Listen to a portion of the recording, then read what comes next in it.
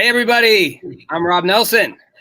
He's Judd Dunning. I'm Judd Dunning. Thank you, Rob. And I'm Rob Nelson. And this is episode 2 of Talking Smack.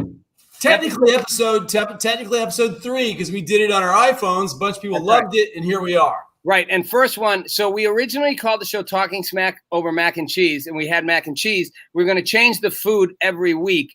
So now we're thinking we're just going to call it Talking Smack. And each week it's over whatever food we have, because we're going to have that food anyway. That way we can have cool pictures of the food, right? That was Judd's brilliant idea. So if you hate it, you know, it wasn't my idea. If you love it, yeah, I definitely probably help make it. Stay for the food, stay for the politics. Better chance of having a dialectic between a conservative and independent, where people actually stay on the channel. Right. I believe if people just got together over food and talked, everything would be better in the world. Even if you disagreed with each other, you break bread, something good happens. Yeah, and shout out to the vegans, because California conservative vegan. It's kind of All right. On that note, let's shout out to the meat eaters. So Judd, you want to present your gourmet vegan? Wait, I think we should. We're doing this on the fly. I say this: let's say what we're going to talk about, then let's do the food, and then let's have our argument and eat our food. No, let's just talk about our food, and then people can right into the food. You're not into our food. We'll get to the issues. You don't sit down at dinner to break bread and go, let's set up the agenda before let's get the food out. I'm hungry. Okay, go. All right, so I went pretty simple, Judd. Now I'll be honest. Go ahead. You told me the best hot dog out there was a Hebrew National. Well, no, I told you you're going to try to get – this is a gotcha question, audience. Hey, you're the one that said Hebrew National. I sent Rob information, said you might say this. He goes, well, I'm not going to say that. That's not authentic. What are you planning everything? So, 10-year Fox talk show host Rob Nelson is smacking me down at the beginning of the show again. You did say Hebrew hot dogs. Okay, so I told him Hebrew was good. And he said, no, he's going to give his own. Then I'm going to tell you, hot dogs are a serious conversation, man. This is a very I get it. And by the way, Hebrew hot dogs are all good. You're Jewish, right? So that's why you came. You defaulted to the Hebrew hot dog. No, I'm Judeo-Christian. I'd probably be a Jew for Jesus. I was raised Christian. I have Jewish kids. I go to both. Okay, whatever. Hebrew hot dogs are in your house. I actually believe, and I don't have it because you're far away. The best hot dog. Here's my hot dog. It's coming up. The best hot dog is actually. You get it in Milwaukee at Miller Park. At Miller Park, the Brewers Stadium. You go to Miller Park, and it is like, Dodger dogs are nothing in LA. You LA people, Dodger dogs are like, eh. Like, you get a hot dog at Miller Park. Wisconsin's the home of sausages. Ussinger's, like the best sausages, the best brats, the best hot dogs. You go, it's gourmet, but I can't get that out here. So, I have to settle for the Circle K hot dog. Circle K. That was closest to your studio. No, listen, I'm not going to lie. I actually wanted to go get a DQ hot dog, a Dairy Queen chili dog. Yeah. But it was too far away, and I was worried about time getting back. So I was like, I'm a guy on the go, and I'm not going to lie. I stop at 7-Eleven and Circle K, and I get these are like $1.25 hot dogs. And you see here, I have a nice hot dog. I put some ketchup on it. It's not about the name brand, right? I put a little ketchup on. We have a little mustard pack. See that? Mustard pack? That was relish. That's right. Yes. No, this is the mustard right here. Mustard pack. Mustard pack. See that? Look, it's already looking delish. Then you can do this in the car. You can do this in the car. You can dangerously. Dangerously. You can do it on air. It's a test, right? It's like it should be on a 16-year-old's driving test. I want you to dress your hot dog and take a left turn. Right, that's a great test thing, right? They should do it on the presidential debates. In between questions, can you prepare your hot dog? That's true. For the viewing eyes. And we put a little relish on. It's sweet relish. I prefer not. And then this looks delicious, everybody. Take a look at that. Come on. Come on. I go full screen for 1 second, Crafty, just to show my hot dog. Just for a sec. There, look at that. Come on. Good. Okay, take a bite. Yeah. Delicious. Thank you. All right, Jub. Oh, that's it. That's our presentation. Well, I want to say this: hot dogs are actually interesting, right? Because when you, I got a spare. Don't go all Hunter Biden on us. All right. He went there. So listen, we're going to talk. Go look at the laptop photo. I want to keep moving on. So listen, man, hot dogs are actually interesting because you think about it. Any culture has something like there's Mexican food. There would be, the corn tortilla, the beans, the rice. In America, the hot dog or the hamburger, right? So technically, it's bread, right? It's protein, it's vegetables. It's just how it's done. And now, to be honest, it's not. That's the hot dog of yesteryear, which is still good. But hot dogs are a totally common store. You can get amazing hot dogs. There's all these great places to go. Our classics are Pink Dodger dogs, are a straight run to the Alka-Seltzer tablet in America. They make me so sick. But so here we go. Back to my vegan thing. So I was a lifeline. So I am eating today. I'm eating today the field roast grain meat. Field roast. They make it look like it is the vegan corn dog miniature. So what you do is you take the Dijon, because you are not a simpleton, and you take your Dijon, you put it in I don't know why it's French, has to do with corn dog. It's French fries, but they're not from France. It's not French hot dogs. And then you take your you see it's got a little mini dog in there, right? Take your mini dog. And dude, I have to tell you, the Impossible Burger and the fake meat that's coming out right now is insane. There is no cholesterol, no heart problems. Judd, I have to say, your vegan fake meat, your fake meat food, and I'm not knocking vegans. Yeah, your fake meat food. Let me just give you an example. That's what we have right now in politics, where I think we have sort of a fake. I'm now bought into the fake media. I resisted for a while, but we have fake news because it's not real, and we have fake candidates. Like Joe Biden is like the fake candidate. He's like the vegan version of a real hot dog because he's not actually really what he says. And what he was, he doesn't pretend to be anymore. He's sort of whatever people want him to be, and he doesn't have to say anything, and people simply project that he's like going to be this awesome, charismatic, powerful, visionary leader. And then he gets up there and it's like creepy old grandpa on the stage. And I'm not knocking him because he's a Democrat. I'm just saying, it's like Mitch McConnell, like he and Mitch McConnell are like clones of each other. And I'm literally going, wow, like we are like in the puppet candidate era where people don't even, and this is getting to something you care about, Judd, which is that people don't seem to really care about what's true. They just care about what they want. It's like fast food. It's like Circle K hot dogs. Yeah, well, I'd say Circle K hot dogs are the bread and butter. I want to just say this interesting fact. America, you hear all this talk about veganism and vegetarianism. Just little fact, and getting rid of cows and climate change. And I'll pivot back to Joe. But 96% of Americans eat meat and have no desire to be vegetarian. 4% are vegetarian, and like less than 1% are vegan. So it's kind of a California hand job fantasy. I'm sorry. It's like, oh, we're going to change the world. And is this you spinning around like they do on the debate stage? Like ask the question, and by the time you get done with the answer, the question sort of went away. No, I said I'd pivot right back. And there's a point about this. So, So fake meat, real meat is kind of where you went. Fake burgers. And I want to say is, most people just like it right down the middle, regular meat eaters. Most people are honest.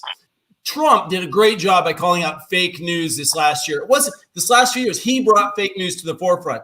So we started looking at news with what is right, what is wrong, what is true. But now with candidacies like Joe, like you're saying, nobody seems to care about the Hunter Biden emails. Nobody seems to care about the Chinese potential ownership of a company for influence. No one cares to say with the bullying of the AG in order for his son to be bribed through in order to get the $1 billion. No, they also released supporting tapes the last couple of days. People are coming out.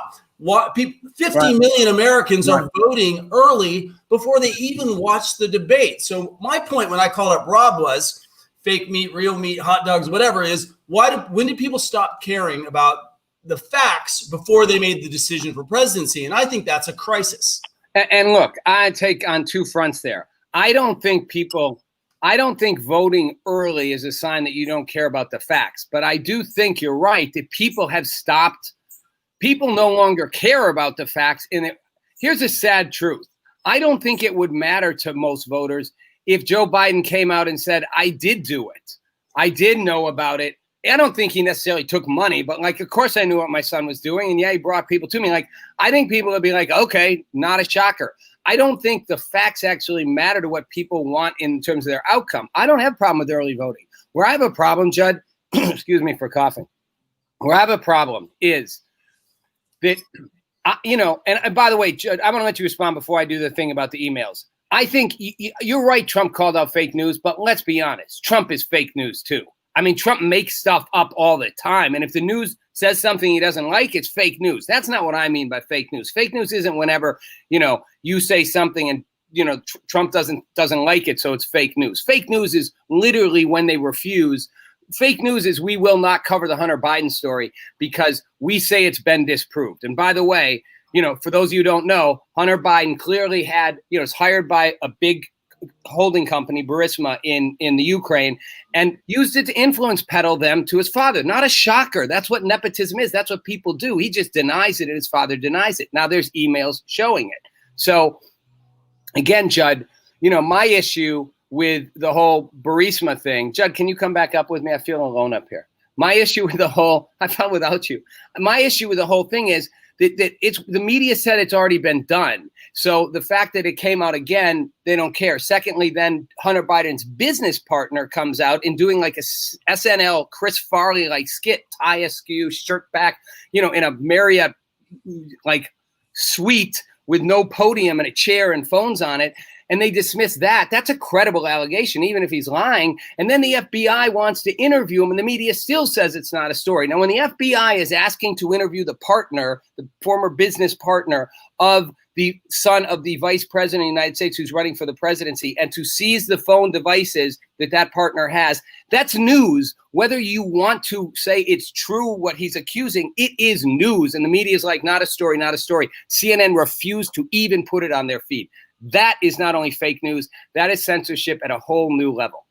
Yeah, I would say that in defense of Trump, and it really bothers me when people say, oh, you just think Trump does everything right. Look, man, when they were going down the Mueller investigation, or they were going into impeachment, everybody was watching. Everybody assumes that, we gave Trump a pass. Actually, the allegation's lost. In our country, we have due process. You are innocent until proven guilty. If the system is failing to prove Trump guilty, that's not Trump's fault. That's the system's fault. And the system, with tons of money, has not proven him guilty. So moral relativism and moral absolutism is what we said the show was really about. So what is moral absolutism? That means that good and bad exist beyond a veil of the divine as good and bad. Wow, you lost me, Deborah. Keep going. What's that? You just went whoo-hoo, but that's okay. But this is what it's about, Rob. I'm going to argue with this is what's really what it's about. Moral relativism is that, well, if it's true for this person, it's true and it's good or bad for that person. But for this person, it's good or bad because it's relative to who the person is. Right. So right now, Trump's being held to a high standard, and they say Joe is the least scrutinized candidate in American history. So that's a problem for me, and that's that concerns me more than Biden getting in. And listen, let me pick up. And again, Judd, I want to come back to the fact that it pisses me off that you'll keep making the fact that Trump got persecuted by the media, which he did. The fact doesn't, and that there is a moral relativism, as you put it, which everybody, what I translate that to mean is what Judd's basically, in my mind, you're saying, Judd, is that it's simple as a double standard. You're holding one person to one standard. And if Donald Trump Jr.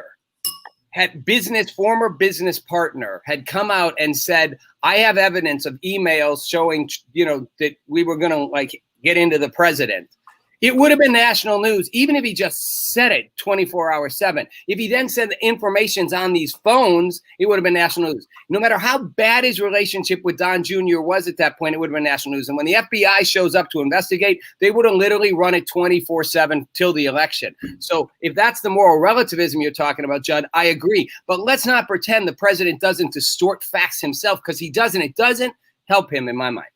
Why are you even going to Trump when what we're talking about is Biden? That's the problem with our society right now. It's like, but Trump, but Obama. I could do that as well. I'm just saying that is the disease. That is the disease right now. It's like, hey, Look, if Tulsi Gabbard was running, I like Trump a lot. I wanted a disruptor. I got a disruptor. I'm very pleased with what he's shocked to the system. I want 4 more years of that. That's a simple explanation. I'm not a racist. And if you think I am, you can go to hell. It has nothing to do. I don't even really care. I don't care what anyone thinks about my moral judgment because I support a disruptive force to the recalcitrant Washington. I wanted that. I got it. I'm really happy with it. But if Tulsi Gabbard, if the left, hold on, Rob, if the left had generated a good candidate, I would have looked at that candidate with open eyes. I'm not a blind conservative. But Biden is the worst of all. He didn't have a career before Obama saved him.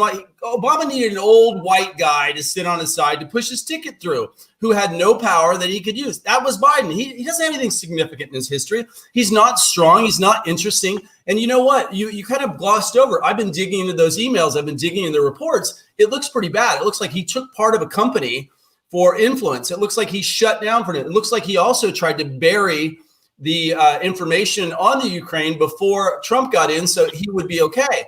We're seeing more and more duplicity. Okay. So while Nixon was thrown out of office, why today in 2020 does this not matter? And why are people like, hey, I want to pull back my vote? Hold on. What's this information? Right. That's the question.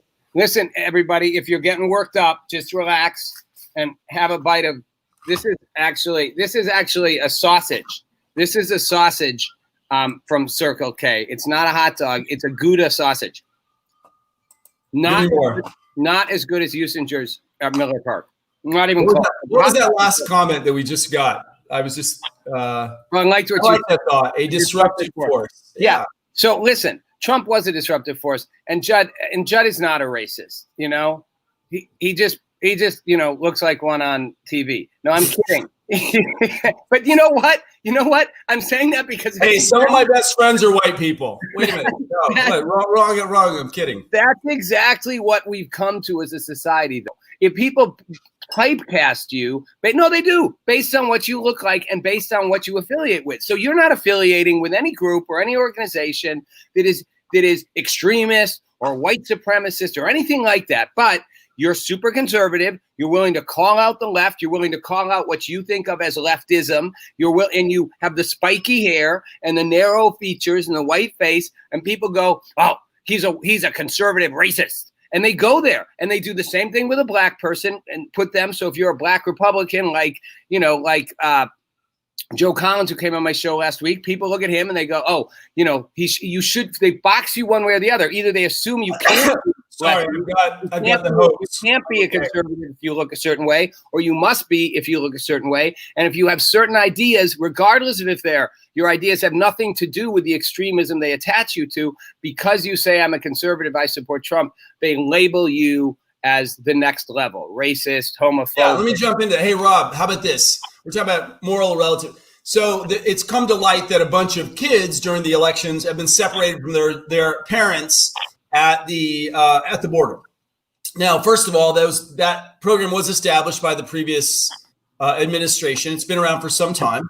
So it is what it is. There's a certain law to it. They actually backed off the restrictions, and now they're trying to mitigate how parents are being separated. A lot of these parents are actually bailing on their kids and leaving, right? But it's still illegal to come into our nation. Right now, a few hundred kids are suffering. That's a bad thing. That is a bad thing. And moral absolutist, it is bad for kids to be separated from their parents. Good thing is it's still illegal to come into the United States of America. We don't have open borders. There's reasons for security. There's reason for viruses. There's reason for economics. A country has to maintain its populace, just like a stream of trout can't have suddenly a big catfish come in. We actually watch our herd. It's just part of biology. We have to watch ourselves. And, everyone's like, oh, this is the Trump administration's racist. It's bad. But the administration has had, the last couple of administrations have very aggressive deportation policies. Actually, Obama was a deporter in chief. Yeah, so I agree. This is the issue of the week. And Biden is blameless. And Biden was beside Obama during all his heavy deportation. And America, what is this, soundbite America? Are we doubling down that bad that people are going to grab sound bites? Look, we are. And just a quick thing on that again. And I'm not trying to be the relativist here. You put that label on me. But I simply think I'm not putting it on you. No, I agree with everything you said, by the way. And I've said it before. Like if you watch back, Bill Clinton and Obama sounded way more harsh about, Bill Clinton got a standing ovation at the State of the Union when he said, we are closing our borders. It's not okay for people to just come on over. Standing ovation, both parties. So Trump's policy is not really any worse than what came before. But I will say this, Judd, Trump's rhetoric is intentional. He's not stupid, and he does do it to race bait to some extent. Well, what would you say? I'm not in his head. But no, come on. We got a rapist. Show me race baiting. No, I know that's not. I know, but I'm saying he's not stupid. So I mean, sometimes he says things you're like, really? But I don't think he's racist, Rob. I mean, I've really looked. Racism. I don't think he's a racist. Bigotry is the ultimate act of violence. And if you look back to his history with all the people that the awards he's won, Judge? Did his father discriminate as a businessman? Did his father discriminate on profiles with renters? I think that happened. Judge. A weird, violent time. Judge. That's when Joe Biden said super predators. Yes. Unfortunately, yes. The lower class ethnic Americans were caught in such desperate economic times that walls and perceptions were being put up in that era. Did Trump cross that line? Yes. You're missing. Hold on. Let me just say something. When he went to North Virginia, did he support KKK? No. Read the entire transcript. He said people that defend statues on both sides are good people because it's a serious issue. It was taken out of context and it was abused. I still have not seen when he said Mexicans are rapists and drug dealers. He's talking about if you look in LA, there's a massive crime wave of like 76% of Latin drug fueled problems coming from. Okay, Judd, let me get a word in edgewise. I hear you, and it's not my point. And why I'm frustrated is, but you're throwing out racism a lot. No, I didn't call Trump a racist. I said his language, his rhetoric, race-based. Hold on. Let me finish for a second. Thank you. Love you. Take a bite of your hot dog. Take a bite of it. You need meat. Enough of the vegan stuff. You got to eat meat to calm down. No, I just want to say one thing and then go. Your points you're making are so important to your side. And my point is side. I don't have a side. Here's my point. Because I actually agree with the policy. So I can agree with a policy, and I am tired of Trump supporters defending Trump no matter what. I was happy he got elected president too. I wanted a disruptor. I wanted someone who would attack every single institution in Washington, including the intelligence community. I've worked in the White House. I worked for Bill Clinton. I know how tight that world is. I know how deep Washington is. You can hate the word deep state. There is a deep, deep rooted institution in Washington that does not want to be unrooted. And it's in both parties. It's in both houses of Congress. It goes throughout the administration, in every department, up and down. But if you want to stop immigration coming over the borders, you can either say we got a bunch of rapists and drug dealers coming in. There's truth that is happening. Or you can say, I support a healthy legal integration. And I even understand why people want to come in illegally. And we've got a lot of illegal immigrants in this country, and I'm not going to send them all back. That's ridiculous. You've got millions of people living here, working here, raising families here. But we have to have some order, and a whole lot of people are trying to come over that border because we're promising them everything, and their countries aren't taking care of them. And they're also sending people in who are really like bad elements. There are drug dealers, and there are, it's a human trafficking. And in the best interest of all people, I want to do this in the right way, a compassionate, honest way. But I am not opening my border up for anyone to come running over. But I am also not kicking everybody out. And do not call me a racist, because I also say there are bad elements coming over too, and you don't want those bad elements in your neighborhood. You can say what I just said, and you don't sound like a racist. Or you can say you want those borders open, you want the drug dealers and rapists coming over. You just discredit the bigger argument. That's all I'm saying.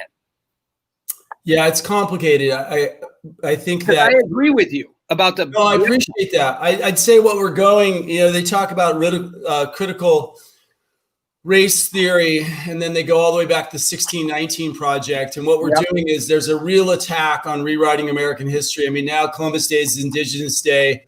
We're in a phase in our culture where the meta conversation is to heal our past to slavery again, walk the fine line of reparations, and then you get into the difficult question of, is America equal opportunity or is it an equal outcome? And so we all would love equal outcome, but it's not the reality of life. So we're getting some history written and a lot of fingers are being pointed.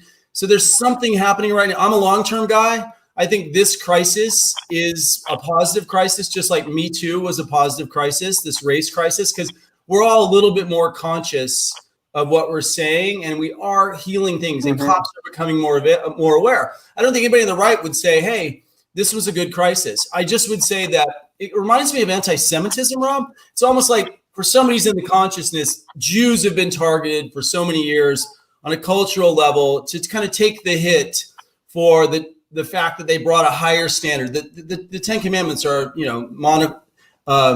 ethical monotheism, or like take the high road no matter what. So Trump comes out and he says, hey, we're all great. Well, if you're not feeling great, suddenly everybody who doesn't feel great is a victim to this conversation. So we start targeting the guy that's saying, hey, we're great. And everyone's like, well, wait, we're not fair. And so racism has become the du jour of this. I understand, but there is, and it's a whole nother talking smack. It is though, right? Because it is something in the psyche. Let's do the next one. We'll deal with racism, because racism is abused as a word. It's misused. Yeah.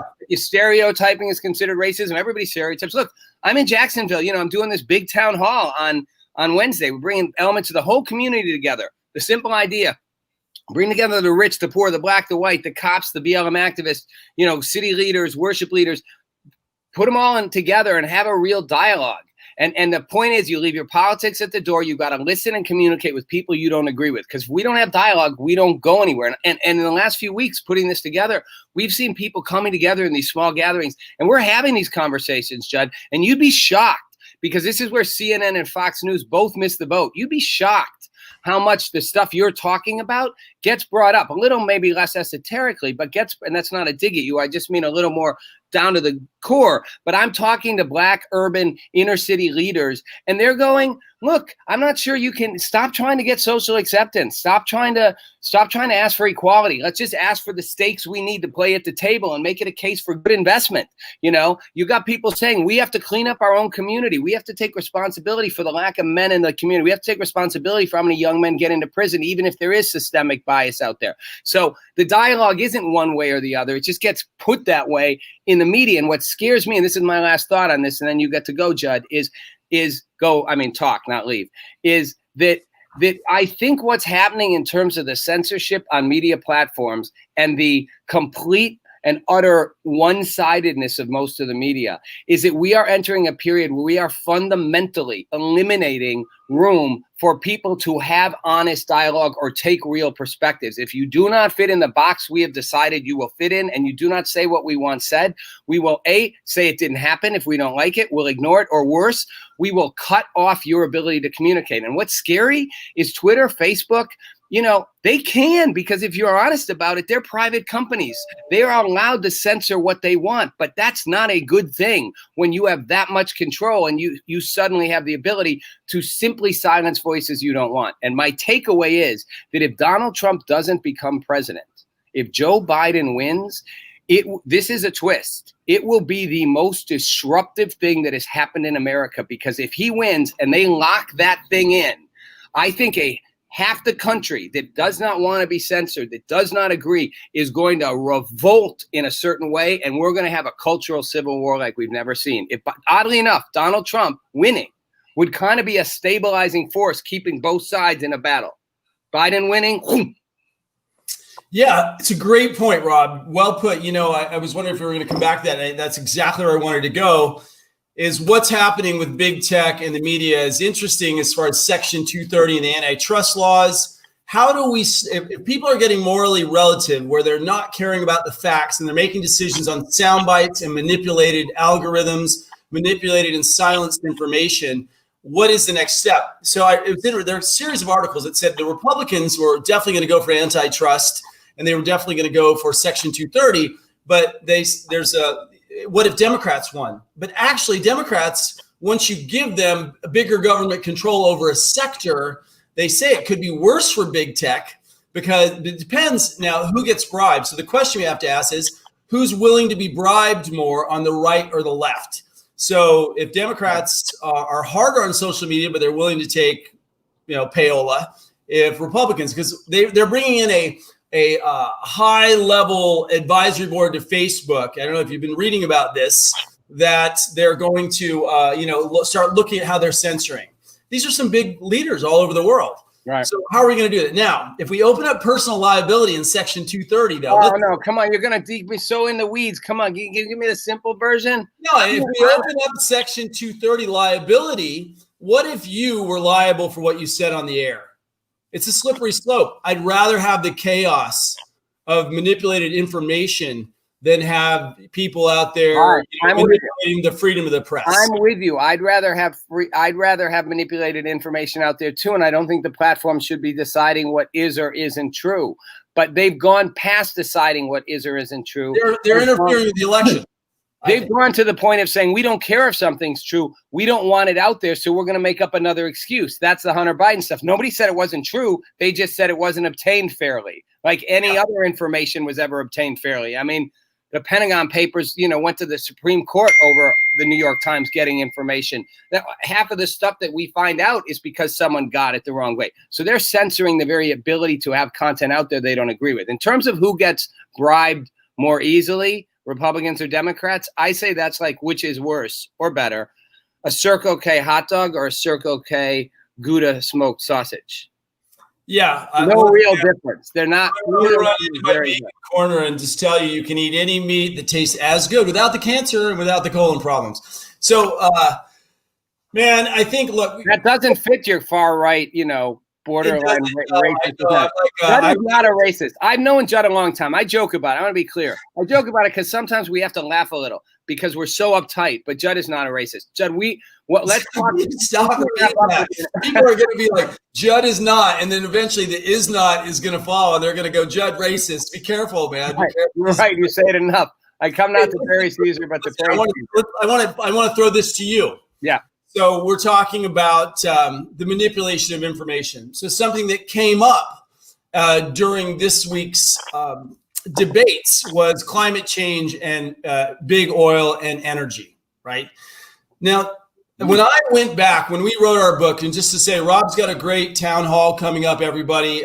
Make sure to make that. We'll tell you more about that. I've got a book coming out through Newsmax in a couple weeks. When we wrote the book, we had to go back 13 pages into Google to find a contrarian opinion. And the deeper we went into the contrarian opinion, the more valid forks of substantiated different science that we found. So climate change was this existential threat, but right now it's not paying off to the Democrats. So you don't hear existential threat right now.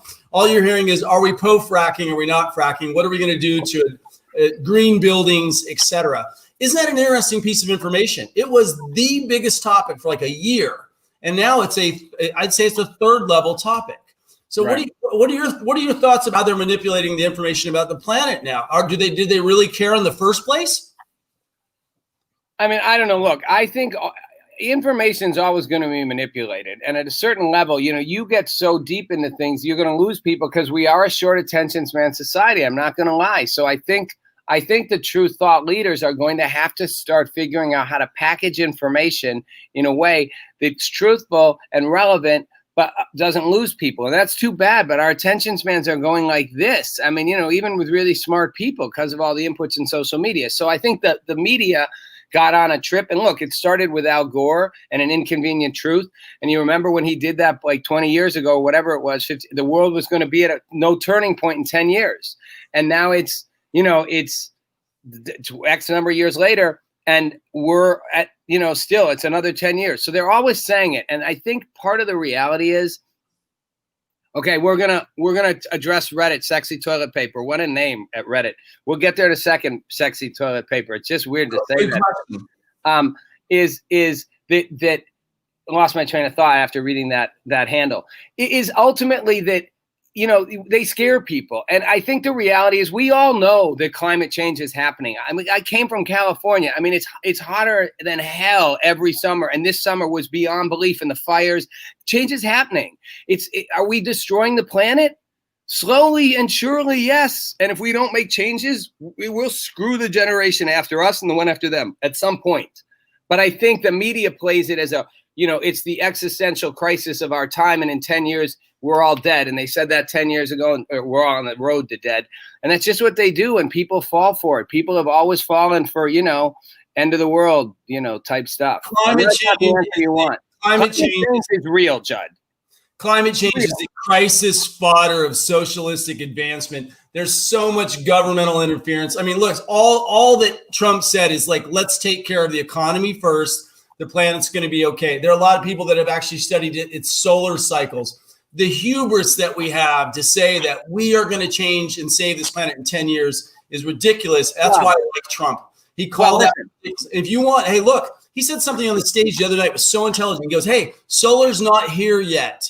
Wind is not here. That is, do you know how intelligent those statements are? If you analyze the cost benefit analysis, it was costing like $2.84 to create $1 green of profit. He came in and goes, hey, this isn't making sense yet. How do we help the planet in a rational way? And we're doing it through carbon emissions. We're doing it through energy. All right. You don't have to make the case. I get it. We're not going to win these arguments. You're not going to convince climate change activists that climate change is not happening, and it is happening. You're not going to convince them that it's not as bad as it is, shouldn't be a priority, and they're not going to convince you. My point is, we need to start finding some common ground, and that's part of the problem. Like we're doing that here, but part of the problem is everybody insists on their camp being right, and it's like, I'm right, you're wrong, you're wrong, I'm right, you're right. I'm sorry, I am right. $2.84 for $1. You know what? I think the answer is in the middle. We are screwing the planet, and everybody's buying all their cell phones, their Apple phones, throwing them out. Hey, Rob, on our new show, I just want to let all of our viewers know that Rob produced one show. We passionately love each other, but we agreed to argue, and I think this is really more important than just agreeing to agree with on the same topics. Let's come to this great question. And then we'll wrap up after this. So, sexy toilet paper question. Why don't you go first, and then I'll answer it because I'm obviously in the camp. Why don't you give her?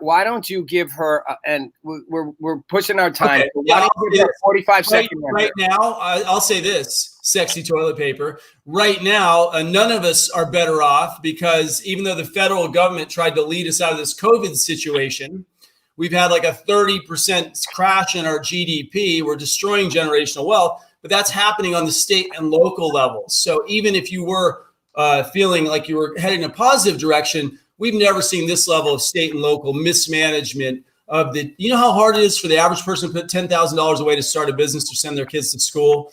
We've decimated wealth. So I'm unhappy as well. And I feel like Trump was handcuffed by all this vitriol that he could actually really lead in this situation. He has to get to the other side of the election to lead. So I think if you give him a chance on the other side of this, just like Reagan's supply side work blew up in the second 4. So if you understand economics, the second 4 years is where supply side theory really unwinds and an economy can explode. It takes about 4 years to turn the economy. All right, Judd, can you give her a 10-second short answer? So the answer is the economy. That's a pretty important statement. It is. I feel like you're going on like, okay, she's asking people, sexy toilet paper. By the way, I assume you're a woman just by that name, and that's weird. I am thinking about it. I bet sexy toilet paper is a guy. Bet it's a guy. I don't know. You can tell us if you want, Reddit, but Reddit handle sexy toilet paper. But here's my thing. Excuse me. I think the reason why, I would say, I think, first of all, it's fair to be fed up with Trump. And as a Republican or a Democrat or an independent, Trump has done a lot of good things being a disruptor. And I argue with Judd about this all the time. He is not a unifier. He is an egomaniac. He cannot allow anyone to say anything about him or something he's done that is not, it is the best ever. And that is not a good quality. That's not just because he's attacked. He literally cannot.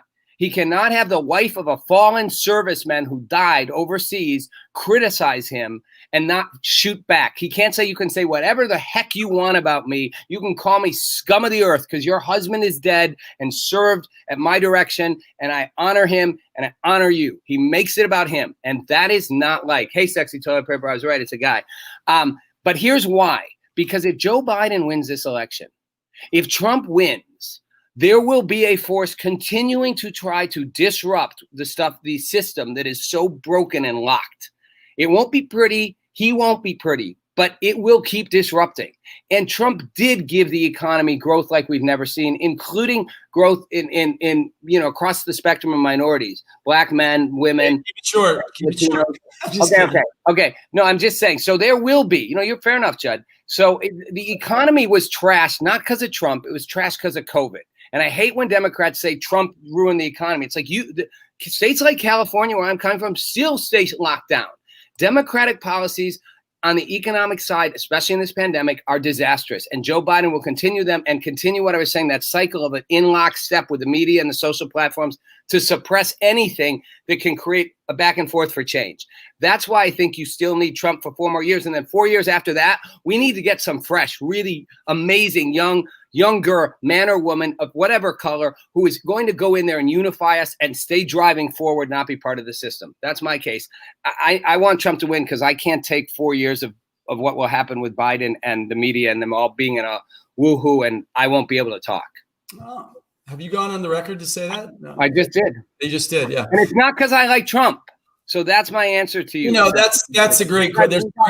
You got to wrap up. Go. There's a great line going out. Why would I vote for Trump again? And it was like, because I want to support the Second Amendment, because I want to keep big tech out of free speech, because I like the unemployment numbers. You can go through. I like the fact that we redeemed our foreign policy and strength. So there's a number of reasons, like hate the man, vote, but ideology. And I'll end with this today. So we talked about moral relativism and absolutism. We talked about why people are double standard free pass. Really what you have to operate is an ideology. An ideology is a set of truisms of why you make the call. Know your ideology. Be intelligent about your ideology. And then you will get swept up in the sound bites, but then always look for the exception to the rule. Never take anything from face cover on the news. Hopefully we're having that kind of dialectic here. Is you have to go deeper now. So just keep digging your soul, and in your soul is your ideology. Okay. I'm digging. and it's true, and I like the question. What about a president with some Latin? I'm in. I'm in for whatever. The truth is, we all bleed red, and I'm not the one saying that. The number of Black people who say that to me, we all bleed red, and we do, and we've got to stop the division. So, Sexy Toilet Paper and everybody else out there, let's try to identify less with our party. Let's try to be less Democrat, less Republican. Let's try to be more about what's best for America, and look at and listen to whatever side is offering their ideas, and look at it for that. We're so divided, so partisan. It's killing us, and we are heading for a cultural divide that it could have such long-term consequences for the freedom of thought and expression, which ultimately will lead to growth in this, and success in this country. Well said, Rob. Rob, why don't you take us home with a little bit about your show and your town hall so that our viewers can get there. Real quick, Rob Nelson Live, at Rob Nelson Live, do a weekly, twice a week show, streaming on all social platforms, Wednesdays and Fridays. We move the time a little bit, but it's somewhere around 6 to 7 Eastern, 7 to 8 Eastern time. Which is 4 to 5 Pacific time. It's super interactive. It's like this. And then and Wednesday at 7 o'clock Eastern time, I'm hosting a town hall in Jacksonville. We're streaming. We're doing it at a big church. We're going to have multiple cameras, the whole community brought together, not socially distanced. I mean, it's tricky even in Florida, bringing a huge group of people together, but we'll be safe about it. And having all the different voices, left, right, like I said, Black and white, cops, activists, have a real dialogue. And we're streaming it. So you guys can watch it on all social platforms. And I want people not here, share it, share at Rob Nelson Live so people can engage in a virtual conversation to start finding common ground. You are a thought leader. You're a leader in the past, Rob. Your work on Fox was amazing. It's an honor to do the show with you. I'm really enjoying it. To all of our new fans that are coming, we're going to explore food and politics each week because you know what? Politics get a little boring. So let's talk about food as well. And I love food. So today we had mac and cheese. Now we did hot dogs. So we'll take suggestions for next week. Let us know. Tell us what you want us to cover. We're going to do different food each week. God bless you guys. God bless America. You can catch our show at Bullet Point Nation. I'll just leave with that. And I've got a book coming out, 13 and a half Reasons Why Not to Be a Liberal.com. You can see everything about our show and our book at bulletpointnation.com. Rob, thanks a lot for buy Judd's book and then buy the sequel, which is going to be 13 and a half Reasons Why You Shouldn't Be a Liberal or a Conservative. Go independent. Everybody wants that sample. See you guys later. Thanks a lot.